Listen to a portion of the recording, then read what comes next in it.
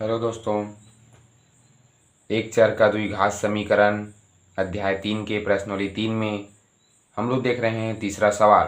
प्रश्न क्रमांक 1 का निम्नलिखित समीकरणों को पूर्ण वर्ग विधि से हल कीजिए। तो जो पहला प्रश्न है पूर्ण वर्ग विधि से अपने हल करना है। हम लोग पिछली वीडियो में देखे हैं 2 प्रश्न, है ना, जो आप लोग को थोड़ा बहुत तो समझ में आ गया होगा। तो आइए देखते हैं इसी में पूर्ण वर्ग विधि में तीसरा सवाल अपने को हल करना है। तो दिया है समीकरण, है ना, 5x² ऋण 6x ऋण 2 बराबर 0। तो आप लोग को पता है जो अचर राशि उसको हम पक्षांतर कर देते हैं। 5x² ऋण 6x ऋण 2 है, पक्षांतर कर दीजिए, क्या हो जाएगा, धन 2। ठीक है, तो 5x² ऋण 6x अपनी जगह में है, देखिए, और ऋण 2 है उसको पक्षांतर करेंगे तो धन 2 हो जाएगा, मतलब 2 हो जाएगा। ठीक है, आगे बढ़ते हैं। अब हम लोग क्या करते हैं, दोनों पक्षों में, है ना, दोनों पक्षों में चाहे, अब यहाँ 5 है, गुणांक x² का गुणांक क्या है, 5। तो हम लोग 1/5 से गुणा भी कर सकते हैं दोनों पक्षों में, और यदि गुणा नहीं करेंगे तो दोनों पक्षों में क्या कर सकते हैं, भाग दे सकते हैं। तो दोनों पक्षों में 5 का भाग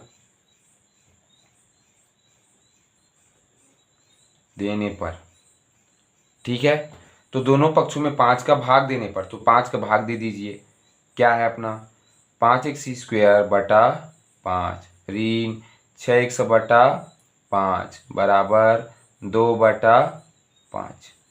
ठीक है, दोनों पक्षों में क्या कर देते हैं, 5 का भाग दे देते हैं। चाहे हम लोग पिछले वीडियो में देखे होंगे, उसमें एक बार यदि ऐसी गुणांक रहता है तो उसका क्या करते थे, गुणा करते थे। चाहे एक गुणा करो 1/5 का, चाहे 5 से भाग दो, नियम एक ही है। ठीक है, तो आइए देखते हैं दोनों पक्षों में 5 का भाग देने पर। तो दोनों पक्षों में 5 का भाग दे रहे हैं, देखिए 5x² 6x 2, ये देखिए 5x² 6x 2, और ऋण है तो ऋण, और 5 का तीनों में भाग दे रहे हैं, देखिए हर पद में। ठीक है, आगे बढ़ते हैं। अब 5 का भाग देने हैं, यहाँ कट गया 5, तो क्या बचा, x² ऋण 6x बटा 5 बराबर 2/5। ठीक है, तो अपने को x² ऋण 6x बटा 5 बराबर 2/5 ऐसा मान प्राप्त हुआ है। अब इसी को क्या कर देना है, अपने को गुणांक निकालना है। आप लोग को पता है कहाँ निकालते हैं, यहीं पर अपने को गुणांक निकालना रहता है। क्या क्या हल करके, 2/2 गुणा 6x बटा 5 बराबर 2/5। ठीक है ना, तो इसी को हल करके 2/2 का क्या करते हैं, हम लोग हल करते हैं। तो आइए देखते हैं, x² ऋण, यदि 2x को कॉमन लेंगे, है ना, तो अंदर में क्या बचेगा जी, 3/5 बचेगा अंदर में। एक बार हल करके देखते हैं, बराबर 2/5।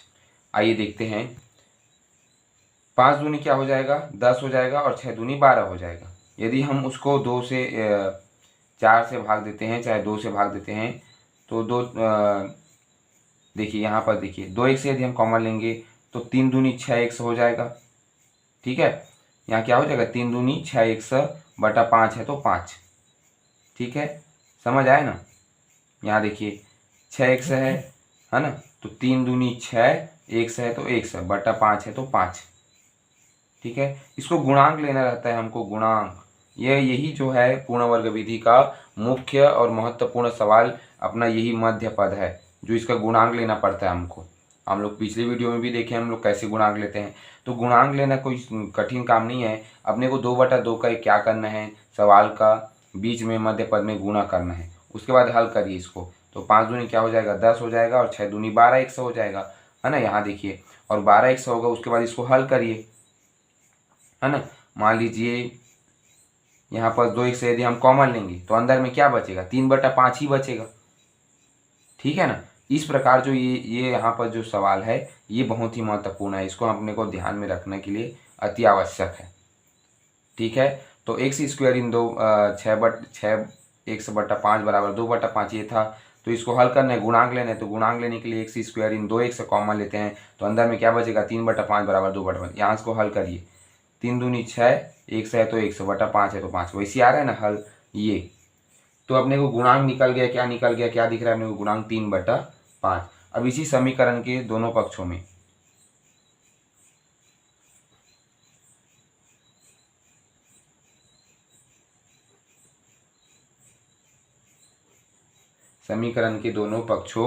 में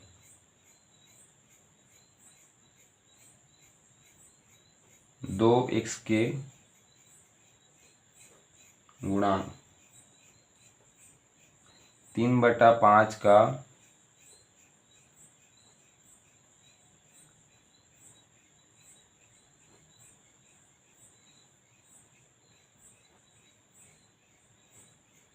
जोड़ने पर।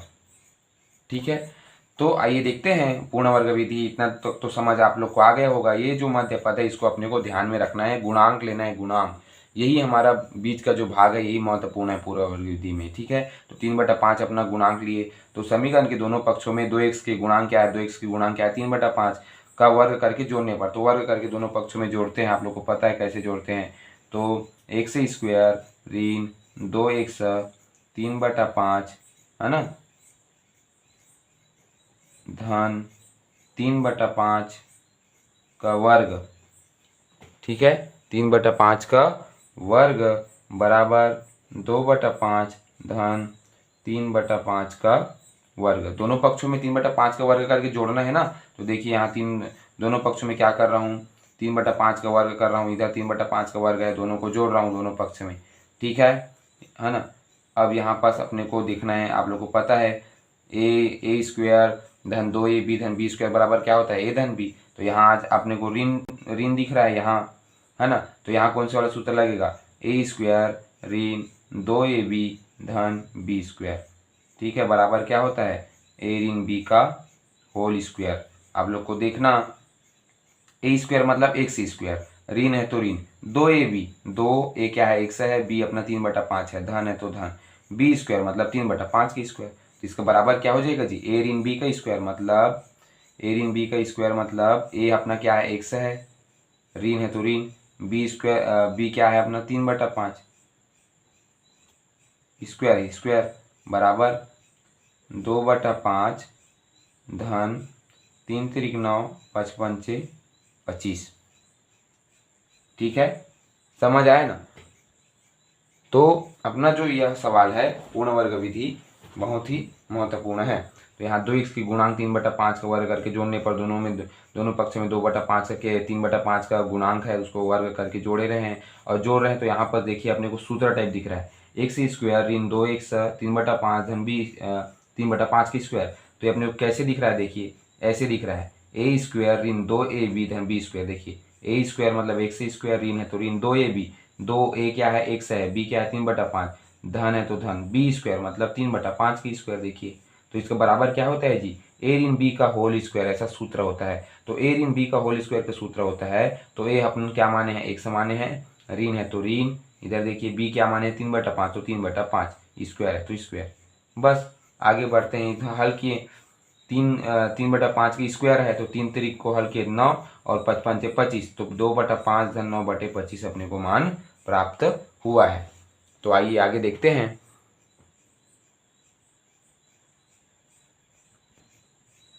तो आइए देखते हैं, जब हम आगे हल किए तो अपने को यहाँ से प्राप्त हुआ ए ऋण बी का स्क्वायर मतलब ए स्क्वायर ऋण 2ab धन b स्क्वायर वाला सूत्र यहाँ से 1 से ऋण 3/5 की स्क्वायर प्राप्त हुआ बराबर 2/5 धन 9/25। 9/25 कहाँ से आया आप लोग को पता ही होगा, 3/5 की स्क्वायर मतलब 3 त्रिक 9 और 5 पंचे 25, ऐसा मान प्राप्त हुआ। अब आगे देखते हैं, 1 से ऋण 3/5 का स्क्वायर वही पास है, लेकिन इसको हल करेंगे, लघुत्तम 25 और 5 का लघुत्तम लेंगे तो अपना को 25 लघुत्तम प्राप्त होगा। ठीक है, आप लोग हल के करके देखना, 25 और 5 का लघुत्तम निकालेंगे तो 25 मान प्राप्त होगा, है ना। उसके बाद अब इसको हल करना, तो 5 से 25 को भाग देना, कितना आएगा 5 आएगा, तो 5 के यहाँ से गुना, 25 से 25 को भाग देना 1 आएगा तो 1 यहाँ से गुना, तो 5 दूनी क्या हो जाएगा 10, धन है तो धन, 9 एकम 9। तो आइए आगे देखते हैं, 1 से ऋण 3/5 का स्क्वायर और यहाँ 19/25। ठीक है, वर्गमूल मिला दीजिए, 1 से ऋण 3/5 बराबर स्क्वायर है वर्गमूल में आ जाएगा, तो 19/25 धन ऋण। ठीक है, आगे इसको हल करेंगे तो 19/25, तो अपने को वर्गमूल 19/5 मान ऐसे प्राप्त हुआ है। ठीक है, जितना हो सके उसको क्या करना है, अपने को हल करना है। ठीक है ना। तो इस प्रकार अपना जो है 19/5 आया जोड़े तो, और 19/5 आया है 1 से ऋण 3/5 की स्क्वायर। तो उसमें क्या करना है, अपने को स्क्वायर है वर्गमूल मिला देना है, प्लस माइनस वर्गमूल 19/25, और इसी को वर्गमूल 19/25। देखिए यहाँ पर पूरा का वर्गमूल है ना, तो वर्गमूल 19/25 बराबर क्या होता है, वर्गमूल 19/5। वर्गमूल 19 तो नहीं का किसी वर्ग मान नहीं है, तो वर्गमूल 19, लेकिन वर्गमूल 25 का मान 5 होता है, 5 5 25, इस प्रकार ये। ठीक है, तो आइए आगे हल करते हैं। तो 1 से बराबर क्या हो जाएगा जी, वर्गमूल 19/5, और यहाँ ऋण है वो धन में आके क्या हो जाएगा, जुड़ जाएगा। तो वर्गमूल 19/5 धन 3/5। ठीक है,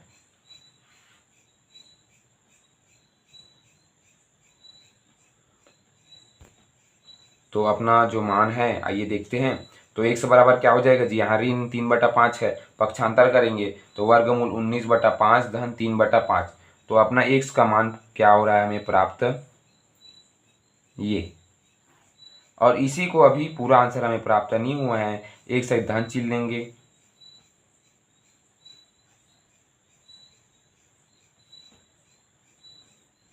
और एक साइड ऋण चिन्ह लेंगे।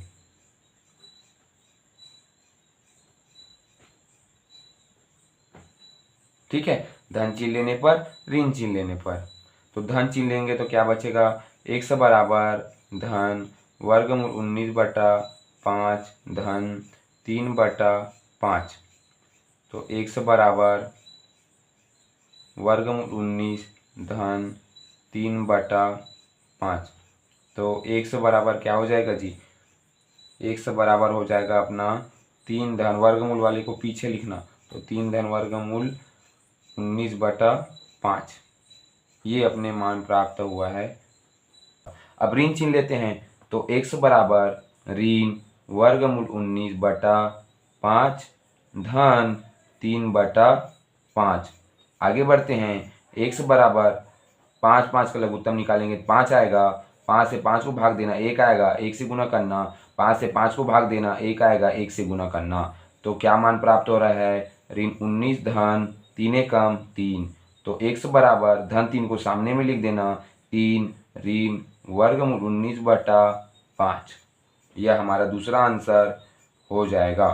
तो पूर्ण वर्ग विधि जो है एक बहुत ही सरल विधि है, यदि हम समझेंगे तो हमें आसानी से समझ आ जाएगा और बनने में भी कठिनाई नहीं होगी। इसलिए आप लोग पूर्ण वर्ग विधि जरूर समझिए, यह बहुत ही महत्वपूर्ण विधि है। ठीक है, तो आप लोग उत्तरमाला में भी मिलाकर देख लेना, आपका आंसर x बराबर 3 धन वर्गमूल 19/5 और x बराबर 3 ऋण वर्गमूल 19/5 ऐसा मान प्राप्त हुआ होगा।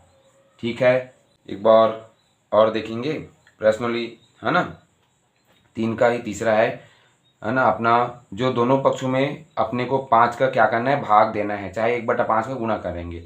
तो जो अचर संख्या है, पहले 2 को पक्षांतर करना, फिर 5 से भाग देना, और 5 से भाग देकर अपना मान जो प्राप्त होगा हल करेंगे तो x स्क्वायर इन 6x/5 बराबर 2/5 प्राप्त होगा। अब इसका अपने को मध्य पद का क्या निकालना है, गुणांक निकालना है, गुणांक। तो गुणांक अपने को निकालना है, तो 2x को यदि हम कॉमन लेंगे तो अंदर में क्या बचेगा, 3/5 बचेगा। देखिए 2x 3 दूनी 6x/5 आ रहा है ना, इसलिए 2/2 का क्या करेंगे, गुणा करेंगे, तो हमें गुणांक निकला 3/5, है ना। अब इस दोनों पक्षों में 3/5 का वर्ग करके जोड़ दीजिए, तो अपने को a धन b स्क्वायर, है ना, या तो a ऋण b स्क्वायर ऐसा सूत्र पढ़े हैं, तो उसी सूत्र का यहाँ पर उपयोग करना और हल करते जाना, और लेफ्ट हैंड साइड बराबर राइट हैंड साइड को आगे हल करते जाना।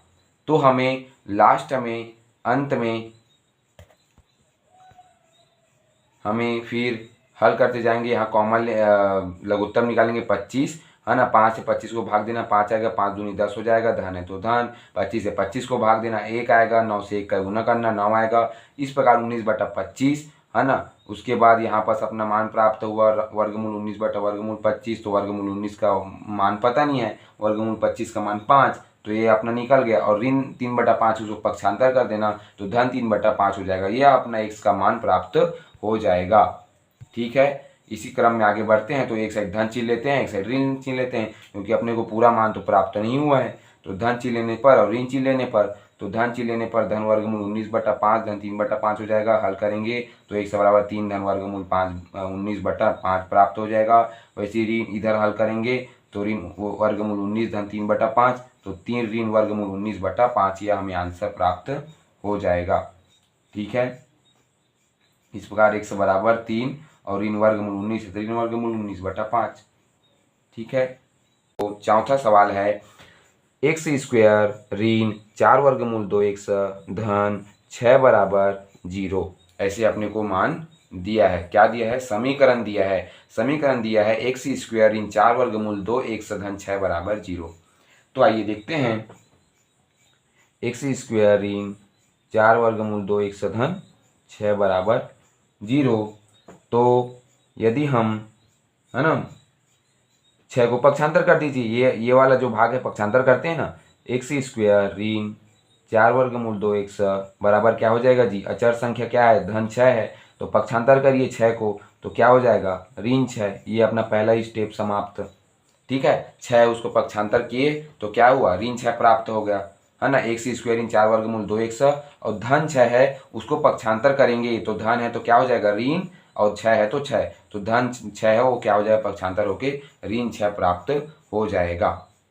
ठीक है, इसी क्रम में आगे बढ़ते हैं। तो अब अपने को क्या लेना है? गुणांक लेना है। तो यह वर्गमूल वाला है, इसमें आसानी से हम गुणांक निकाल सकते हैं। अपने को 2x तो गुणांक निकालना है, 2x का गुणांक निकालना है। आप लोग को पता है कि 2x क्या निकालते हैं हम लोग? गुणांक निकालते हैं। तो यदि आप लोग देखना, एक रफ कार्य बना रहा हूँ, है ना, एक छोटा सा रफ कार्य। यदि 4 वर्गमूल 2x है, यदि हम 2x को बाहर लेंगे तो अंदर में क्या बचेगा जी? 2 वर्गमूल 2 बचेगा कि नहीं? आप लोग देखना, हल करिए। 2 दूनी 4, वर्गमूल 2 और 1 से गुणा करिए, वर्गमूल 2x आ रहा है। फिर से 2 दूनी 4, वर्गमूल 2x का हल करिए, वर्गमूल 2 गुणा 1 है तो वर्गमूल 2x। ये देखिए वर्गमूल 2x इधर, 2 दूनी 4 आ रहा है मान प्राप्त। तो क्या गुणांक 2x का गुणांक आता है ना, तो इसको क्या लिख सकते हैं? इसी पर 2x अंदर में क्या बचेगा जी? 2 वर्गमूल 2 बराबर ऋण 6। ठीक है, समझ आया ना। बस गुणांक लेना है, मतलब अपने को, आप लोग पिछले वीडियो में भी देखे होंगे, हम लोग अधिकतम क्या लेते थे? यहाँ पर मध्य पद को तोड़ते थे। किस लिए तोड़ते थे? गुणांक लेंगे। जब भी गुणांक लेंगे तभी हमारा क्या बनेगा? पूर्ण वर्ग विधि बनेगा। आप लोग को पता है, जो पूर्ण वर्ग विधि में अपने को गुणांक लेना बहुत ही आवश्यक रहता है। ठीक है, तो अपने को जब गुणांक लिए तो x² ऋण 2x कॉमन लिए, तो अंदर में क्या बचा? 2 वर्गमूल 2 बराबर ऋण 6। इसको हल करिए, यहाँ पर इसको 2 दूनी 4 और वर्गमूल 1 से बचा है और वर्गमूल 2 बचा है, तो वर्गमूल 2x 2 दूनी 4 आ गया ना। बस, और कुछ नहीं करना है। अब इसी क्रम में आगे बढ़ना है। आप लोग को पता है कि दोनों पक्षों में क्या करते हैं जी? दोनों पक्षों में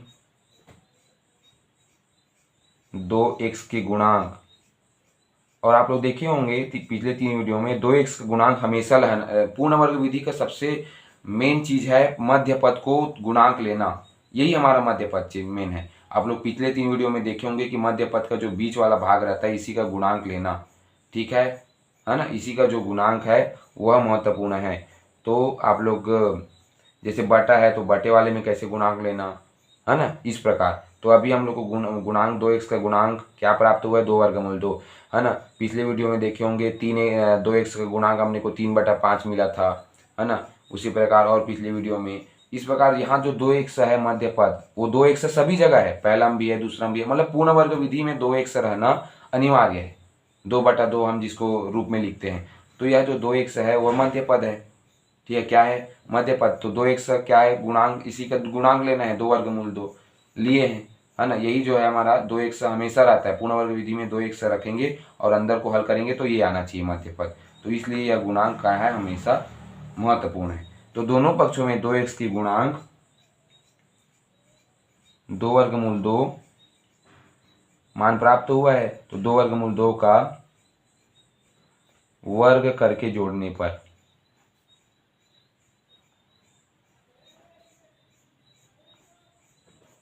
ठीक है, दोनों पक्षों में 2x का एक गुणांक है ना, 2x का गुणांक क्या है, 2 वर्गमूल 2, तो 2 वर्गमूल 2 का वर्ग करके जोड़ने पर, ठीक है, वर्ग करके। अब दोनों पक्षों में जोड़ते हैं, क्या है अपना पक्ष, एक्स स्क्वायर ऋण 2x 2 वर्गमूल 2 धन क्या हो जाएगा जी, 2 वर्गमूल 2 का स्क्वायर बराबर ऋण 6 धन 2 वर्गमूल 2 का स्क्वायर, ठीक है।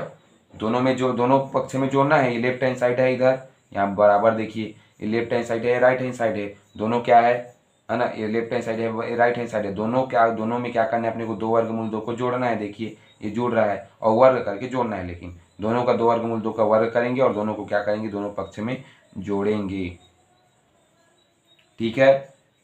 आगे बढ़ते हैं इसी क्रम में। अब देखिए क्या दिख रहा है अपने को यहाँ से, ए स्क्वायर 2ab धन बी स्क्वायर क्या होता है जी, ए स्क्वायर इन 2ab धन बी स्क्वायर बराबर क्या होता है, ए इन बी का स्क्वायर होता है, यही ए स्क्वायर इन 2ab धन बी स्क्वायर बराबर क्या होता है, ए इन बी स्क्वायर होता है, क्या इसी दिख रहा है, देखिए ए स्क्वायर मतलब एक्स स्क्वायर, ऋण है तो ऋण, 2ab मतलब 2 है तो 2, ए अपना क्या है एक्स है, बी अपना 2 वर्गमूल 2 है, धन है तो धन, बी स्क्वायर मतलब 2 वर्गमूल 2 का स्क्वायर, समझ आ रहा है ना।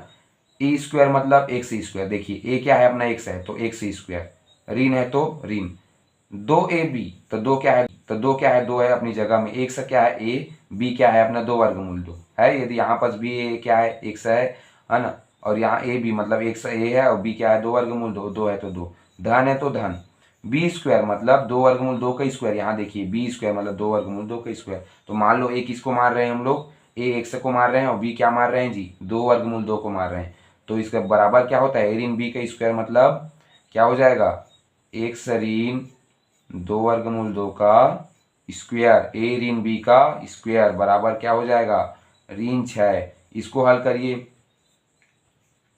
2 वर्गमूल 2 गुना 2 वर्गमूल 2 स्क्वायर है तो 2 बार गुना करेंगे। आगे बढ़ते हैं, है ना, यहाँ देखिए कहाँ से आया, समझ आया ना, एक्स ऋण 2 वर्गमूल 2 का स्क्वायर कहाँ से आया, ये यहाँ से आया, यहाँ से सूत्र ए ऋण बी का स्क्वायर, ए अपना क्या है एक्स है, बी क्या है 2 वर्गमूल 2 है, तो यही मार रखा हूँ, एक्स ऋण 2 वर्गमूल 2 का स्क्वायर, ये ए ऋण बी का स्क्वायर, ए ऋण बी का स्क्वायर, ये ए क्या है ना, ऐसा, ठीक है, मार रखा हूँ, इसका बराबर क्या होता है, ये ए स्क्वायर इन 2ab धन बी स्क्वायर, एक्स स्क्वायर इन 2x 2 वर्गमूल 2 धन बी स्क्वायर, ऐसा, ठीक है। तो आइए इसी कड़ी में आगे बढ़ते हैं, तो एक्स ऋण 2 वर्गमूल 2 का स्क्वायर बराबर, इधर को हल करिए, ऋण 6 अपनी जगह में, है ना, 2 दूनी क्या हो जाएगा जी 4 हो जाएगा, गुणा वर्गमूल 2 और वर्गमूल 2 को गुणा करिए तो क्या हो जाएगा 2 हो जाएगा ना, वर्गमूल 2 और वर्गमूल 2 का गुणा करेंगे तो 2, और 2 और 2 का गुणा करेंगे तो 4, तो ऋण 6 धन 4 गुणा 2, ठीक है। आगे बढ़ते हैं, ये हमारा कौन सा सर्वसमी का सूत्र है, ये हमारा सर्वसमी का सूत्र है, ठीक है, कौन सा सूत्र है, सर्वसमी का सूत्र, ठीक है। तो सर्वसमी का सूत्र आप लोग ध्यान रखना, और ये कहाँ से आया, ए ऋण बी का स्क्वायर मतलब कि ये सूत्र जैसे दिख रहा है उसी लिए ये आया, ठीक है। यहाँ हल किए, समझ आया ना, ऋण 6 अपनी जगह में, धन है तो धन, 2 और 2 का गुना करना पहले 4 आएगा, वर्गमूल 2 और वर्गमूल 2 का गुना करना तो 2 आएगा, ठीक है। आप लोग को पता है वर्गमूल और वर्गमूल का जब सेम संख्या को गुना करते हैं तो उसका मान एक ही आता है जो वही रहता है, ठीक है। जैसे वर्गमूल 10 गुना वर्गमूल 10 तो मान क्या आएगा 10 ही आएगा, वैसे यहाँ पास इसका गुना किए तो 2 और 2 और 2 का गुना किए तो 4। आगे बढ़ते हैं,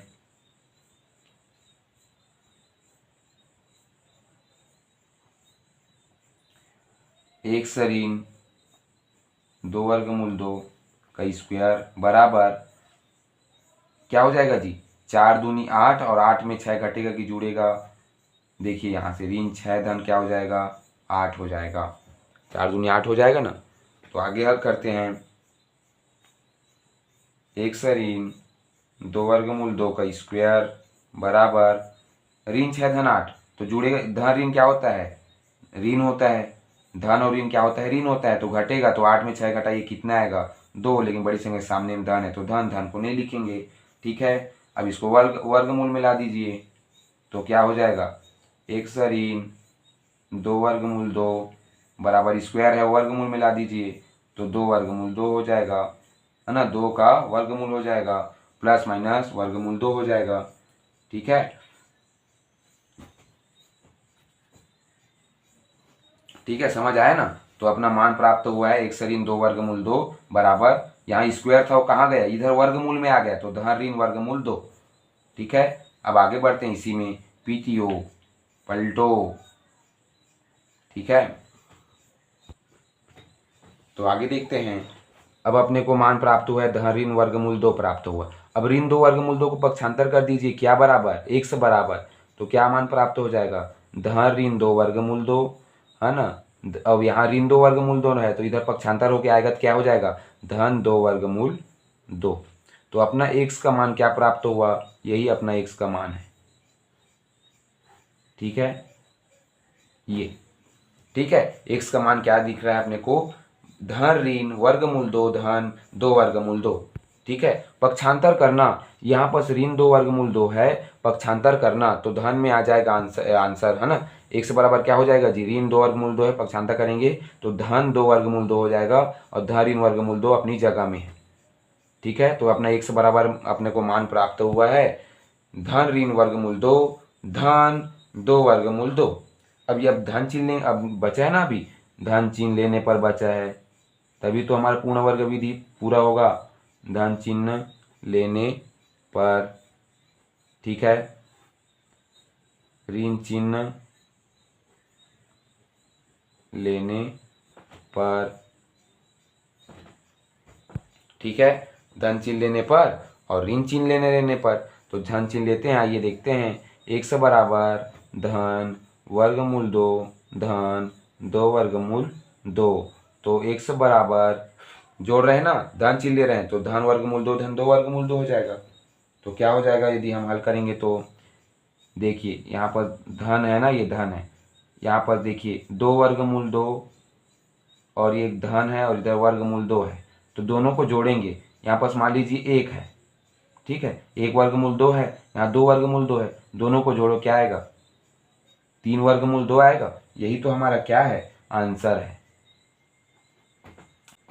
समझ आया कि नहीं, मतलब यहाँ दोनों को जोड़ दीजिए जी, देखिए, है ना, 2 वर्गमूल 2 है और यहाँ 1 वर्गमूल 2 है, तो 2 और 1 क्या होता है, 3 होता है, तो 3 वर्गमूल 2, यही हमारा आंसर है। जोड़ना है बस, 2 और 1 को जोड़िए, 3 आएगा, वर्गमूल 2 है तो वर्गमूल 2, बात खत्म, जोड़ दीजिए, है ना, है ना। ये 2 और 1 क्या हुआ, 3 हुआ, वर्गमूल 2 वर्गमूल जुड़ता नहीं है तो वर्गमूल 2 बस, है ना, यही हमारा आंसर है। इधर वैसे ऋण चिन्ह लीजिए, 1 से ऋण वर्गमूल 2 धन 2 वर्गमूल 2। ऋण चिन्ह और धन चिन्ह में आप लोग हमेशा ध्यान रखना, यह सामने में जो रहता है उसी बस को ही हम लिखते हैं। जैसे यहाँ धन चिन्ह लिए तो सामने में लिखा, अब ऋण चिन्ह लिए तो सामने में लिखा, बीच में परिवर्तन हुआ क्या, बीच वाला धन और ऋण में नहीं हुआ, इसलिए बीच वाला जो होता है परिवर्तन नहीं होता, जो सामने का रहता है उसलिए परिवर्तन होता है। तो ऋण चिन्ह लेने पर तो ऋण वर्गमूल 2 धन 2 वर्गमूल 2 ये है। तो आगे हल करेंगे तो क्या हो जाएगा जी,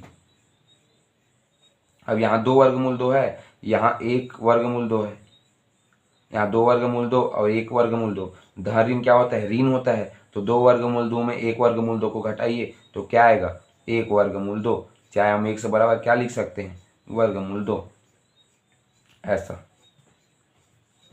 ठीक है, 1 वर्गमूल 2 का अर्थ है वर्गमूल 2 ही है, वर्गमूल 2 का अर्थ है 1 वर्गमूल 2, 1 वर्गमूल 2 का अर्थ है वर्गमूल 2, ये हमेशा याद रखना। तो अपने को 2 आंसर प्राप्त हुआ, 1 से बराबर 3 वर्गमूल 2 और 1 ठो मूल प्राप्त हुआ 1 से बराबर वर्गमूल 2, यह दोनों हमारा क्या है, आंसर है। आप लोग उत्तर माला में भी चेक कर लेना, है ना, पूर्ण वर्ग विधि का प्रश्न क्रमांक 4 का जो उत्तर है वह क्या है, तो आप लोग यह उत्तर माला में भी आप लोग चेक कर लेना। ठीक है, तो 1 से बराबर 3 वर्गमूल 2 और 1 से बराबर वर्गमूल 2 यह हमें मान प्राप्त हुआ है। ठीक है, एक बार पूर्ण वर्ग विधि आप लोग देखना शुरू से, x स्क्वायर ऋण 4 वर्गमूल 2 x धन 6 को पक्षांतर करे तो ऋण 6 में आया, धन 6 इसलिए, है ना। अब पक्षांतर में आने के बाद अपने को क्या करना है, गुणांक लेना है तो यहाँ स्पष्ट रूप से अपने को गुणांक दिख रहा है 2 वर्गमूल 2। हल करिए, 2 दूनी 4 वर्गमूल 2 1 से गुणा किए तो आया। बाकी ये सेम टू सेम रहेगा। बीच वाला अपने गुणांक निकालते हैं 20 से, मध्य पद से, तो 2 1 2 वर्गमूल 2 अपने को गुणांक 2 x का गुणांक क्या प्राप्त हुआ, 2 वर्गमूल 2 प्राप्त हुआ। अब 2 वर्गमूल 2 का गुणांक प्राप्त हुआ, उसको वर्ग करके जोड़ने पर दोनों पक्षों में, तो एक पक्ष ये है एक दूसरा पक्ष ये है, दोनों पक्ष में 2 वर्गमूल 2 का वर्ग करिए, दिख रहा है वर्ग, और जोड़ दीजिए। ठीक है, तो जोड़े हैं तो हमने ये प्राप्त हुआ।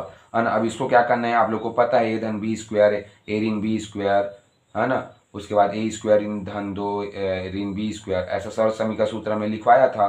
तो उसी सरल समीकरण में क्या चीज़ दिख रहा है अपने को, उसको लिखना है और उसको स्पष्ट रूप से इस जो अपना सरल समीकरण सूत्र है उसके रूप में लिखना है। वैसी इधर को हल करना है, स्क्वायर है तो 2 वर्गमूल 2 2 वर्गमूल 2 को हल किए तो 4 गुना 2 आया, 2 दूनी 4 वर्गमूल 2 वर्गमूल 2 को गुना 2 हुआ, 4 दूनी 8 हो गया, ऋण 6 अपनी जगह में। ये तो प्रोसेस वैसी जाएगा। ए ऋण बी स्क्वायर मतलब ये अपना दिख रहा है वो है।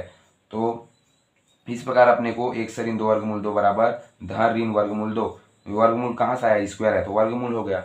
ठीक है, इस प्रकार पक्षांतर किए, है ना, ऋण 2 वर्गमूल 2 को पक्षांतर किए, धन 2 वर्गमूल 2 हो गए, यह हमारा x का मान प्राप्त हुआ। अब एक साइड धन चिन्ह, अब आंसर हम लोग को धन में है कि ऋण में वो तो पता करना पड़ेगा। तो धन चिन्ह लेने पर, ऋण चिन्ह लेने पर, धन चिन्ह लेने में क्या हुआ, 2 वर्गमूल 2 और 1 वर्गमूल 2 को जोड़े तो 2 1 क्या होता है, 3 वर्गमूल 2 होता है ना, 2 और 1 क्या होता है, 3 वर्गमूल 2। वैसे इधर को जोड़े 2 वर्गमूल 2 ऋण वर्गमूल 1 वर्गमूल 2, तो 2 में 1 घटाए ऋण क्या होता है ऋण, तो 2 में 1 को घटाए तो 1 वर्गमूल 2, ये हमें मान प्राप्त हुआ है। ठीक है, आइए आप लोग यदि समझ आया होगा तो आप लोग लाइक कमेंट सब्सक्राइब करना बिल्कुल ना भूलें, यही आप लोग से आग्रह है। ठीक है, और यदि समझ आया होगा तो आप लोग कमेंट में बताइए, इस प्रकार हम ताकि नए नए और अच्छे से सरल विधि में बनाने का प्रयास कर सके और समझा सके, इसलिए आप लोग कमेंट में भी और लाइक भी करिएगा। प्रश्नोली 3 के प्रश्न क्रमांक पहला का हम लोग देखेंगे 5वां प्रश्न, है ना। हम लोग प्रश्न पहला जो देख रहे हैं पिछले 4 वीडियो में देख ही चुके हैं कि पूर्ण वर्ग विधि से हल कीजिए। समीकरण अपने को दिया है और समीकरण दिया तो है लेकिन उसको हल करना है पूर्ण वर्ग विधि से, है ना। आप लोग देखे होंगे विलोपन विधि अलग नियम से बनता है, प्रतिस्थापन विधि अलग से बनता है, वज्रगुणन विधि अलग से बनता है, अलग अलग विधि हैं। लेकिन उसी प्रकार प्रश्नोली 3 में एक प्रश्न क्रमांक पहला दिया है पूर्ण वर्ग विधि से हल करो। तो आइए देखते हैं पूर्ण वर्ग विधि से हल करते हैं 5वां सवाल को, जो एक बहुत ही अच्छी सवाल है। तो आइए देखते हैं। अपने को समीकरण दिया है 3x स्क्वायर धन 2x ऋण 1 बराबर 0, ऐसे दिया है समीकरण, देख लेना, 3x स्क्वायर धन 2x ऋण 1 बराबर 0। तो आप लोग क्या कीजिए, आप लोग को पता है कि यहाँ पर अचर संख्या ऋण 1, उसको क्या करेंगे जी, यहाँ जो रहता है संख्या उसको क्या करना, पक्षांतर कर देना। क्या कर देना, पक्षांतर। तो पक्षांतर करेंगे तो अपना मान क्या प्राप्त हो जाएगा, 1 प्राप्त हो जाएगा कि नहीं। ऋण 1 है, पक्षांतर करेंगे जी अचर संख्या को, इसको ऋण 1 दिख रहा है, अब ऋण 1 को पक्षांतर करेंगे तो धन 1 आएगा ना। तो 3x स्क्वायर धन 2x बराबर 1। ठीक है, 3x स्क्वायर धन 2x बराबर 1, ऋण 1 है, पक्षांतर होकर क्या हो जाएगा, धन 1 हो जाएगा। ठीक है, आगे बढ़ते हैं। अब यहाँ से 3 से भाग दे देना। तो आप लोग को मैं बताया हूँ पिछले भी वीडियो में कि यहाँ जो रहता है उससे क्या कर देना, भाग दे देना, चाहे गुना कर देना। यहाँ 6 रहेगा, 6x स्क्वायर धन 2x बराबर 1, तो 6 से भाग देंगे।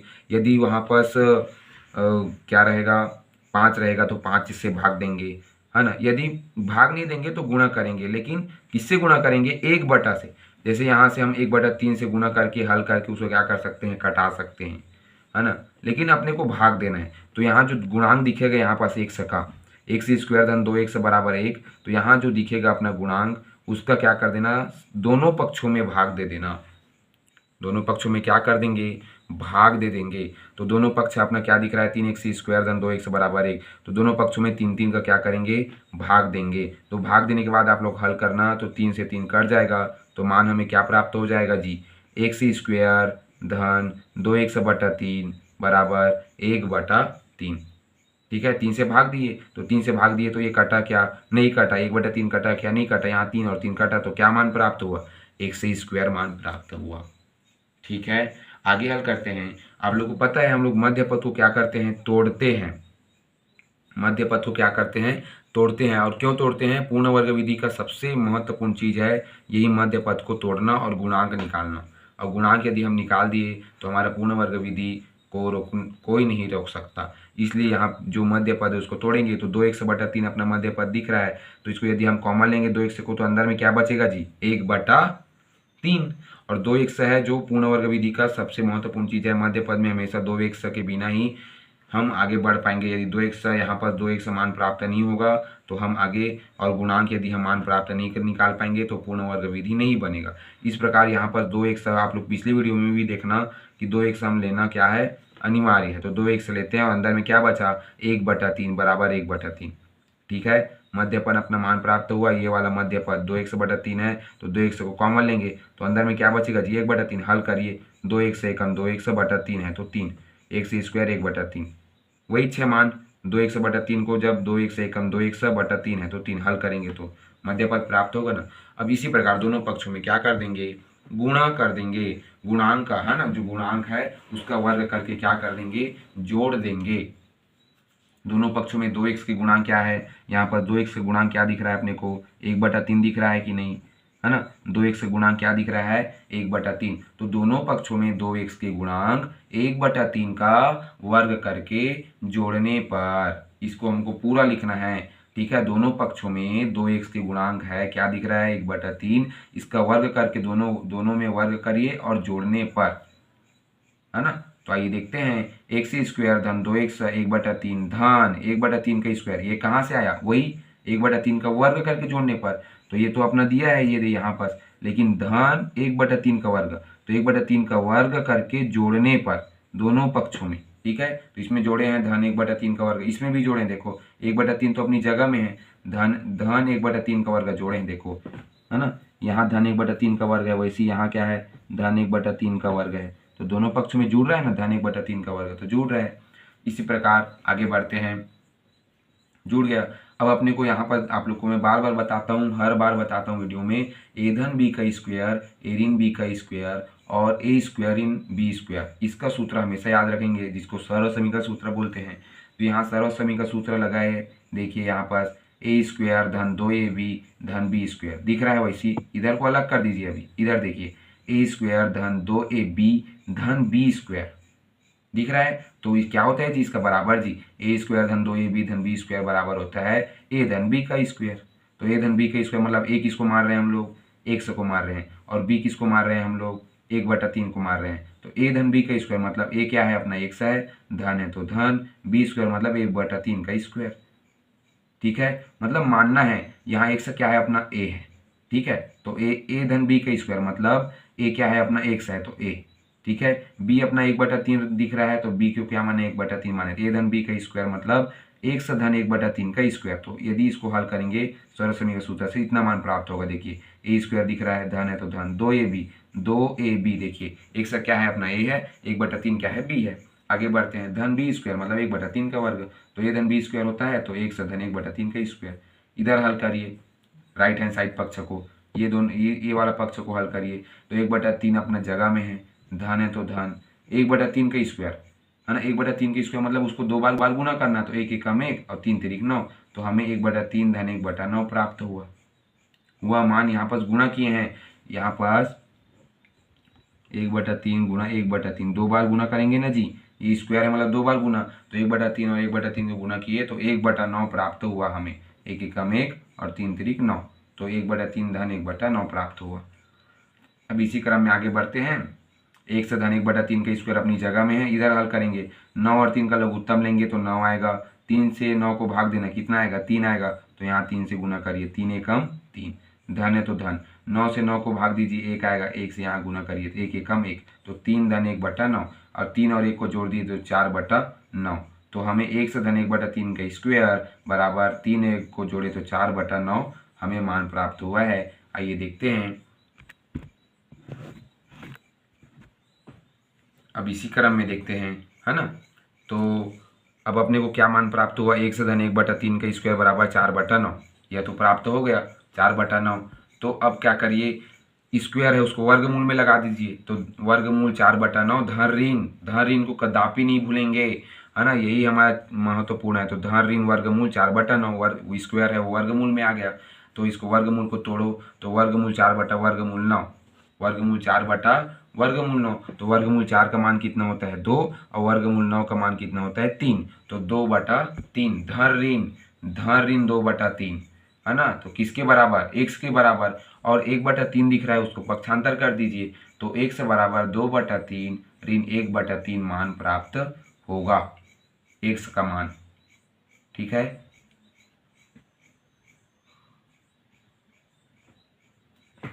तो आइए देखते हैं।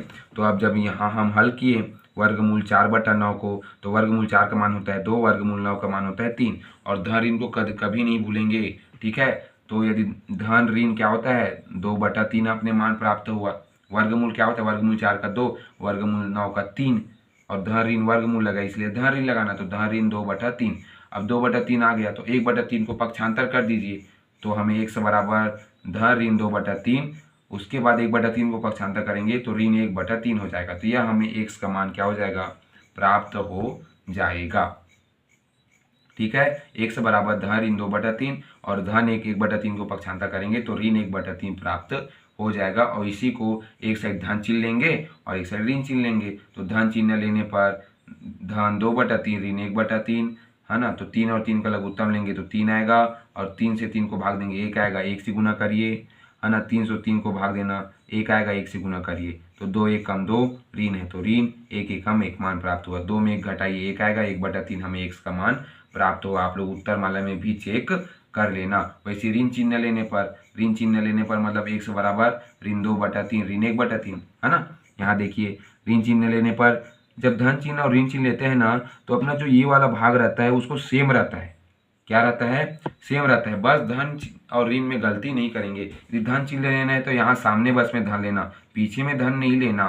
ठीक है, जैसे यहाँ पर ऋण ले रहे हैं तो यहाँ पर भी, है ना, धन ऐसे नहीं करना है अपने को, यहाँ जो जो चीज़ दिया है उसी को लिखना है। तो जैसे कि यहाँ धन चिन्ह लेने पर तो धन लिए सामने में और हल किए हैं तो अपना 1/3 मान प्राप्त हुआ, 3 और 3 का लघुत्तम निकला 3 आया, 2 ऋण 1 है तो 2 में 1 घटाइए तो 1/3 मान प्राप्त हुआ x का। वैसे यहाँ पर हुआ है ऋण चिन्ह लेने पर देखिए ऋण 2/3 ऋण 1/3 दिख रहा है ना, तो 3 और 3 का लघुत्तम ले तो 3 मान प्राप्त हुआ, और यहाँ देखिए ऋण 2 अपनी जगह में ऋण 1 अपनी जगह में, इसको हल करिए तो ऋण क्या होता है धन होता है, लेकिन बड़े संख्या के सामने में तो ऋण लगाइए और 2 और 1 को जोड़ दीजिए, ऋण धन, तो 2 और 1 होता है 3, और बड़ी संख्या के सामने में ऋण है तो ऋण 3/3, और 3 में 3 को क्या कर दीजिए भाग दे दीजिए, तो हमें ऋण 1 मान प्राप्त हो जाएगा। इस प्रकार अपना मूल जो है पूर्ण वर्ग विधि का जो मूल है, समीकरण का मूल है, बहुत ही महत्वपूर्ण है। इधर x बराबर 1/3 आंसर आया और इधर x बराबर ऋण 1 आया है।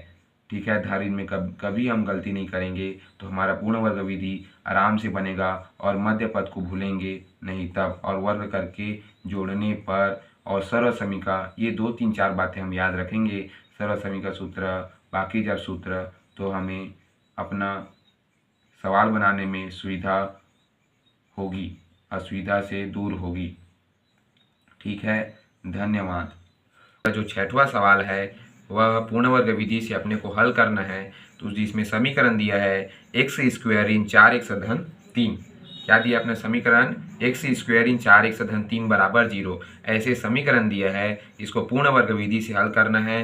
तो यह जो सवाल है आप लोग के लिए होमवर्क है, आप लोग इसको समझकर और एक बार बिना देखे बनाकर आप लोग इसको हल कीजिए। फिर आप लोग यदि नहीं समझ आता है वहाँ पर इसको सवाल में हल को देखिए, उसके बाद आप लोग समझकर इस पूर्ण वर्ग विधि को बनाइए। इसलिए यह जो है प्रश्न क्रमांक 1 का 6वां सवाल पूर्ण वर्ग विधि अंतिम सवाल है, और यह जो है आप लोग के लिए होमवर्क है।